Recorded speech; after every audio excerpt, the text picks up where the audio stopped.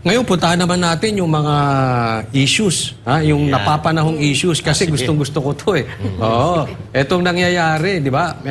Yung Senate hearing kay PRRD. Pero bago yun, puntahan muna natin. Napanood nyo yung statement ni Grijaldo at yung statement ni Dan Fernandez saka ni Abante. Yan. Anong stand nyo doon? Sino bang nagsasabi ng totoo? But definitely may sinungaling dyan. Magkaiba sinasabi eh. Alam mo, yung taong guilty, may defense mechanism. Dalawa yung action yan. Yung ating, etong gobyerno natin, dalawa kasi ang, di ba image consultant ako, I study dati. So, yung kay Dan Fernandez, the way they speak and the way they explain themselves, it's so, defensive. Di ba? Parang, tsaka mindsetting kasi sila, always. Parang, hindi parang ako ng parang, talagang ganito. Kasi, ang ginagawa nilang style, is, minamindset nila yung mga mamamayang Pilipino, na, ay, hindi totoo yan. Ako naniniwala ako kay, yung police, kay Colonel. Kasi, first and foremost, hindi niya i-risk yung kanyang buhay at ng kanyang pamilya para, para gawin yan. Para magsinungaling lang. Exactly. And, to be honest, I'm really grateful for him. Kasi, marami rin naman akong kakilala dyan sa kapulisan na matitino. And, sana yung iba pa sumunod. Kasi napakaganda ng kanyang ginawa. Itinaas niya ulit yung level ng pagka, ng kanilang uniform. Yes. Natin, dalawa kasi di ba image consultant ako, I study dati. So, yung kay Dan Fernandez, the way they speak and the way they explain themselves, it's so, defensive. Diba? Parang, tsaka mindsetting kasi sila, always. Parang, hindi parang ako ng parang, talagang ganito. Kasi, ang ginagawa nilang style, is, minamindset nila yung mga mamamayang Pilipino, na, ay, hindi totoo yan. Ako naniniwala ako kay, yung police, kay Colonel. Kasi, first and foremost, hindi niya i-risk yung kanyang buhay at ng kanyang pamilya para, para gawin yan. Para magsinungaling lang. Exactly. And, to be honest, I'm really grateful for him. Kasi, marami rin naman akong kakilala dyan sa kapulisan na matitino. And, sana yung iba pa sumunod. Kasi napakaganda ng kanyang ginawa. Itinaas niya ulit yung level ng pagka, ng kanilang uniform. Yes, yung credibility ba? So, kina Dan Fernandez, hindi naman, dati pa ako hindi naniniwala sa kanila. So, hindi na natin yan natatanungin. Kasi halatang-halata naman, di ba? Parang una, hindi sila marunong sa batas. Nabababoy ang Congress. They're doing things, na against it. Diba? Sabi nga ng, may mga lawyers dyan na totoong kongresista na alam yung batas, hindi na ginagawa yung tama. Diba? Nagmamagaling sila. Meron, the way they, look at Senate and Congress, pag nag-iimbestiga sila, napaka-disente kahit ng senador. They ask properly. Sa Congress, kung makasigaw sila, parang pinakain nila o sila nagpapakain dun sa mga tao. Sabi ko nga, kung ako yan, ang sasagutin ko dun, sabi ko, tigilan niyo ako, wag niyo ako sisigawan. Ako, yari. Diba? Yari kayo. Diba, kayo, harassment yan. Diba? Kasi you don't do that. Tinawag pa naman kayong kagalang-galang. Diba? Honorable. Honorable. Tsaka The sa honor Senate, is not yours. Sa Senate, medyo may isa doon na nagpapapangit ng imahe ng Senate hearing. Walanan mo nga. Wala nang iba kundi si Risa Ontiveros. Ako. Wala. Sa Congress naman, maraming nagsasabi na nagmumukha ng katawa-tawa at parang inilipat na daw ang korte sa Congress. That's true. Kasi may nag-guest tayo, si dating Congressman Bagatsing ng Maynila. Ang sabi niya, ibang-iba na daw ang Kongreso ngayon kumpara nung dating sila ng mga panahong 90s. Kasi dati may kanya-kanyang paninindigan eh. Ngayon parang nagkakampi-kampihan.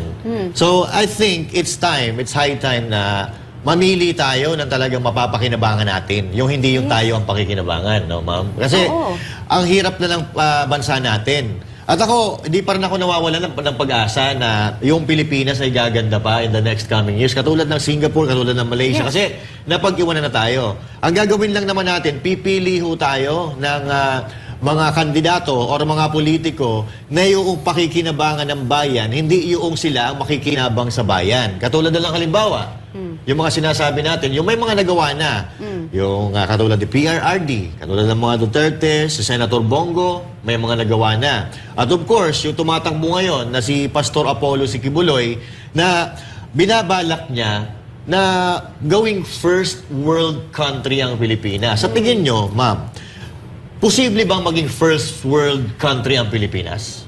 Oo naman. Alam mo, ako naniniwala ako basta ang ating liderato, yung mamumuno sa atin talaga, may puso para sa mamamayang Pilipino. At saka ang intention nila is maganda. And ako, ako gusto ko talaga si Pastor Kibuloy din. Kasi alam mo, yung buhay niya is dinedicate niya sa Panginoon. Maraming mang naninira dyan, pero mas gusto ko na siya compare sa iba dyan. Di ba? Yung iba nga dyan, nakaupo, walang ginawa. Siya, ako naniniwala ako, makakatulong siya ng malaki sa ating bansa. Nakita niyo naman ang KOJC. At saka yung love and yung if you really have faith in God, po kayo, sure yan. Yun. Or na-experience mo rin na I'm sorry. Guys, ang tatanga ng nagda-drugs, nakakapangit yung lifestyle, di ba? Sabi nga Nagpa-lifestyle check. Isa ako dun eh. Alam ko, Anyway, ang delikado dyan kasi yung mga nagigest namin dito, hinihingi ko yung relo. Na parang, bakit ko ibibigay relo ko sa'yo? Anong masasabi mo doon? you know, papadala kita ng relo. mga relo-relo na to, yung mga Cartier, parang teacher ata yun. Paano yan binili, di ba? At meron pang isa, To serve the people. Is to serve the people, not to serve yung kasama mo ako. Tawad ang aking anak, or me po na tawad ang aking asawa, pinsan, whatever. Ilabas nyo sa social media, i-booking nyo. Yes. Kasi sa akin, parang pinagkaisahan talaga. Kasi ako, binuli ako, even yung finorge pa nila yung mga signatures ko to sell my cars, yung my properties, kasi wala ako dito. Tapos I let it be. Then ang nalalaman ko, kasi may isang malapit na kaibigan si VP Sara, na kaibigan ko. Tapos sabi niya, ate, kasama ko, JCI kasi ako, Junior Chamber International Senator ako. Sabi niya, ate, grabe yung ginagawa nila kay Inday, ganyan-ganyan. Sabi ko, bakit ang nangyari? Hindi ako nanonood na eh. Kasi nung umupo pa lang sila, alam ko na talaga na second ako, kalokohan to. Alam mo yun? Kasi yung naging sap niya, yun inabuso ko, si Anton, di ba? So parang, malabo to. Drugs na yan. Anyway, so nung nakikita ko din, I was watching. I started watching everything February this year. Tapos nire-recall ko. Sabi ko, wow, ibang level to. So dun yung pumasok na, eto talaga mga taong to, ungrateful talaga. Walang pakialam, napakawalang utang na loob, at saka napakamakasarili. At saka imaginein mo ha, they are hurting all this, yung mga taong to, especially si VP Sara, na who goes against pa sa dad niya because she wanted to help them. Tapos siya pa yung tinitira, tapos yung Ale, wala naman siyang ginagawa. She left nga eh. Para, okay, ayoko na, like what she said, ayoko na, alis na lang ako, toxic, mananahimik ako, I let them be. Pero hinabol siya. You know what I mean? Parang ginulo pa siya. Sabi ko, ay, hindi na to pwede. Parang for some reason, I don't even know saan nanggaling yung lakas ng loob ko. Yung parang sabi ko, if they can, ganun pala, they can do it to me, they can do it to the whole people, to the whole Philippines. Sabi ko, okay, fine, I need to do this na. And the only person that I told na, parang sasabihin ko na lalabas ako, is my eldest daughter. Then I asked her opinion. She told me, Mami, di ba remember, before mamatay si mama ko, kasi sunod namatay dad ko, 22, 23 namatay mama ko. So sabi niya, remember Mami, sabi ni Lola, ni Mama tawag nila sa mom ko, demanda mo nga. Tapos siya pa mag-witness, sabi niya lahat, yung mga ganon. Namatay siya. Tapos parang maybe ito yun. Baka si mama rin yan. Pero ma'am, di ba kayo, siyempre, medyo matataas to eh. And meron kayong personal Yes. sa kanila, no? So, hindi ba kayo natatakot? Alam mo, again, hindi ko alam talaga. Alam mo, hindi ko alam saan nanggaling yung lakas ng loob. And maybe because for 3 years, I just isolated myself. Then, isolated myself kasi I feel like I have so much pain in my heart. Ganon. Tapos in-isolate ko yung sarili ko, tapos kay God lang ako. I think it's God Providence talaga yon. Tapos until now, hindi ko alam saan nanggagaling. Until now, umuupo ako dito, again and again, kinuwento ko nga, maharap ako sa mirror sometimes. Ano yung kinukonvince ko? Patakot ka, Kati, patakot ka. Wala eh. And Yeah. I'm ready. You know you're a Christian. You told me a while ago. If you surrender 100% your life to God, I think you're ready. You're not afraid to die. Of course, diba? Nobody wanted to die, but I guess you're more ready because you know that saan ka You're fighting pupunta? for the truth. Diba? So you're fighting for the truth. You're telling the truth and everything. That's it. Ayun. Kasi ito si ma'am, nung napanood ko si Miss Cathy, no, marami na rin kasi ako napapanood na kumakalaban sa gobyerno. And minsan naniniwala ako, minsan hindi. Si Miss Cathy nung lumabas, talagang naniwala ako kasi meron siyang personal First-hand experience. personal knowledge eh. So sabi ko, ito ano to. At saka wala siyang Nothing to gain. nothing to gain. Ang daming mawawala sa kanya, delikado buhay. Kaya matanong ko, ma'am, Yeah. wala ka bang planong tumakbo in the near future? Wala eh. Wala. Parang hindi siya Hindi, kasi baka ma'am, baka Yeah. gumagawa lang ng pangalan for the... Yes. Alam mo na, yung merong agenda eh. Alam mo, 2016 pa lang, ino-offer ako. Tatlo yan, party list. And alam yan ni Tony Boy. Tapos 2019, in-offer ulit ako. Hindi talaga. I think kasi, ang dami kong makakaaway. Sa sobrang ko, pag nakita ko talaga, ay, hindi pwede to. Nasa camera siguro ako palagi. Minubuking ko lahat. Hindi, kaya naman na natatanong, Yeah. sa totoo lang po, palagi ho namin natatanong yun. Yes. Kasi, ano na yun gawain kasi ng iba yan Yes. Kato, may kita nga natin yung iba nga dyan, di ba? Babanatan lang yung Duterte Yes. para makilala sila ng tao, tapos tatakbo. Yes. So, yung sa inyo naman, so iba namang,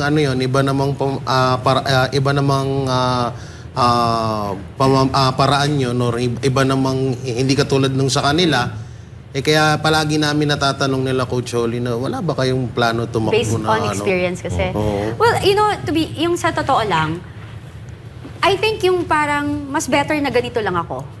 Yung parang pwede akong magbantay bilang simpleng ordinaryong tao, maging political, magbantayan ko yung mga politician natin, tapos I can say what I want.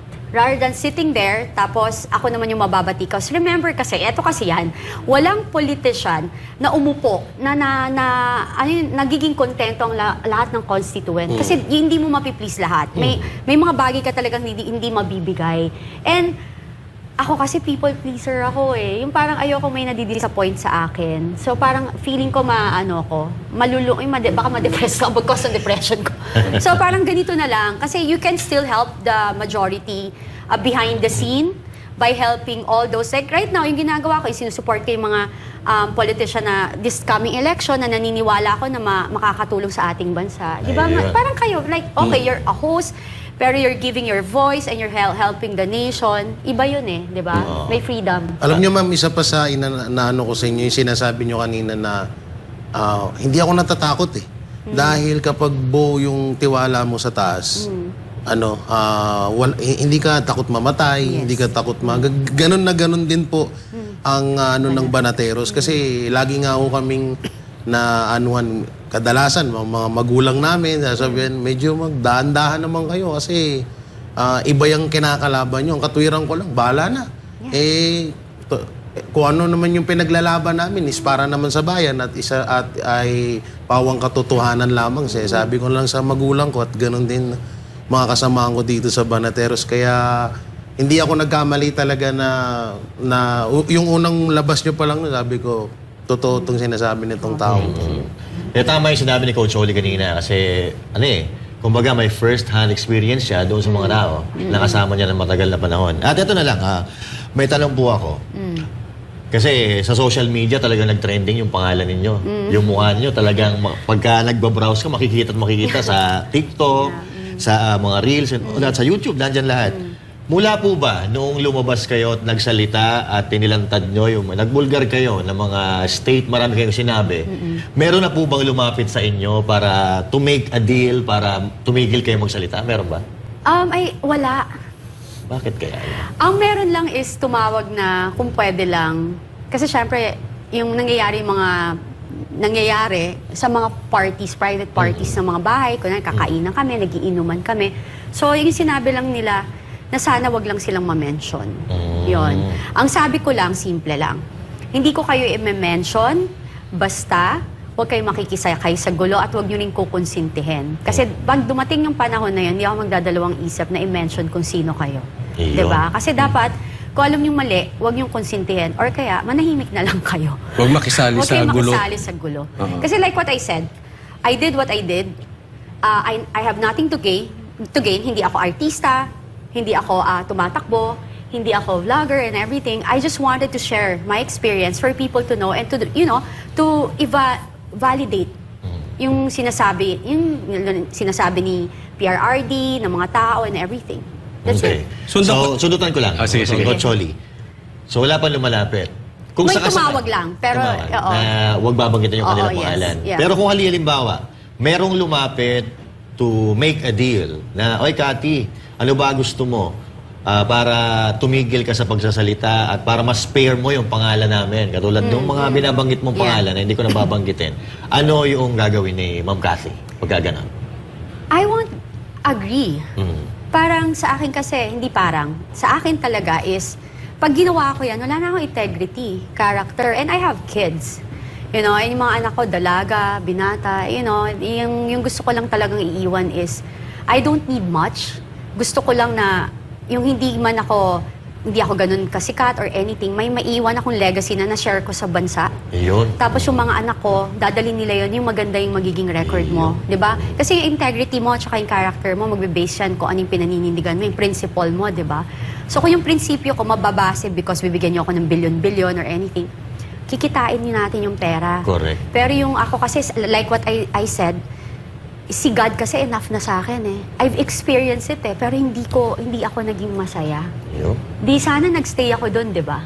Tama. So si Ma'am Cathy ay mananatili sa kanyang paninindigan. Of course, of Alright. course. So, Yes. Coach Oli, kanina may sasabihin ka. Kasi Thank you, kadugtong ako yung sinabi niya na wag lang kayong makisali, wag kayong makigulo. No? Ano ba 'to ibig niyo sabihin wag kayong makigulo? Hindi mo sila i-mention. Ito ba yung kasama doon sa political harassment na ginagawa kay PRRD at kay VP Sara? Yung kasama ba yun sa sinasabi mo, huwag kayo makigulo dito? Oo, kasama na yon. Tapos, kasi uso yan eh. Kung sino yung nakaupo, alam mo yung, sabi nga nila yung hinahalikan ka sa puwet, di ba? Parang gagawin lahat kasi kung sino man yung nakaupo dyan bilang presidente or in the position, halikan yung puwet mo.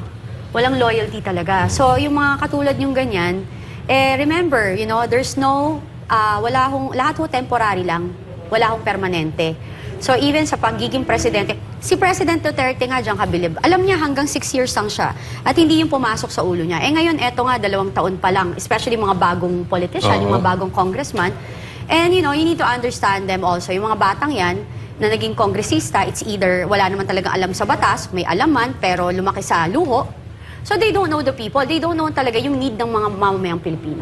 Jay. So, warning, parang warning yun sa inyo. Kung ayaw nyong ma-mention kayo ni Miss Cathy, Yeah. huwag kayong makigulo dito sa panghaharas sa mga Duterte. Exactly. Ayun, antayin ko yan. Yung mga manggugulo sa Duterte, Miss Cathy, naku, oo. papangalanan kayo. Nako. So, ibig sabihin pala, kayo, ang dami nyo pala, ha?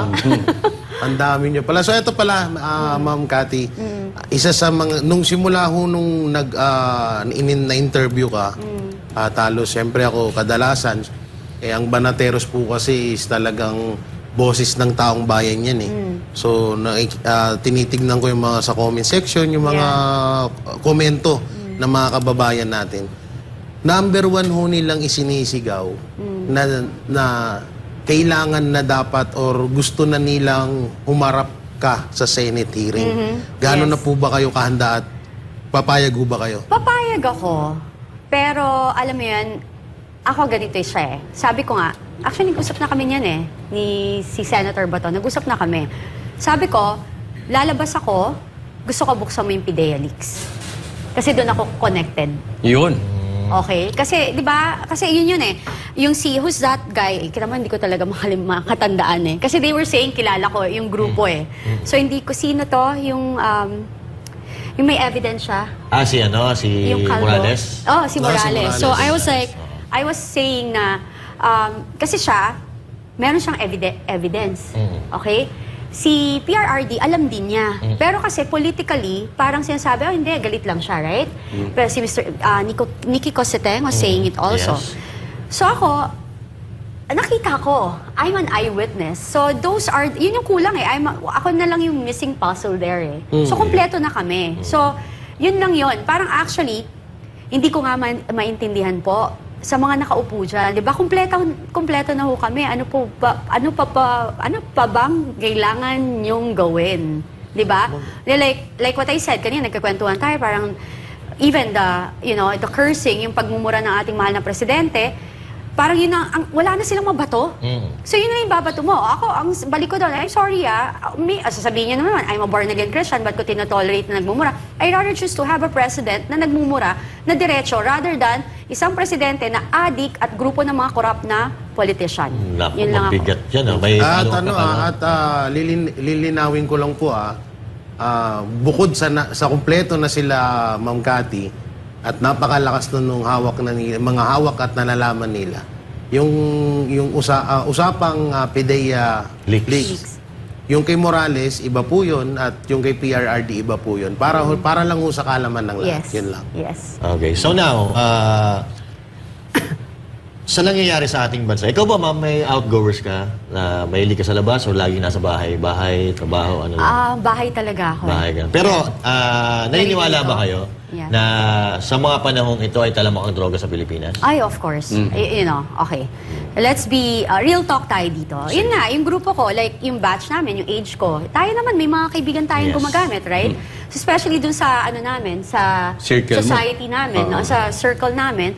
Nung presidente si Digong, takot lahat gumamit. Like, takot, nahihirapan silang kumuha, Yes. and everything. Ngayon, oh my God, ang Hayahay. tita, andyan lahat, 'di ba? Parang even 'di ba? I even tell my story yung daughter ko naturuan, 'di ba?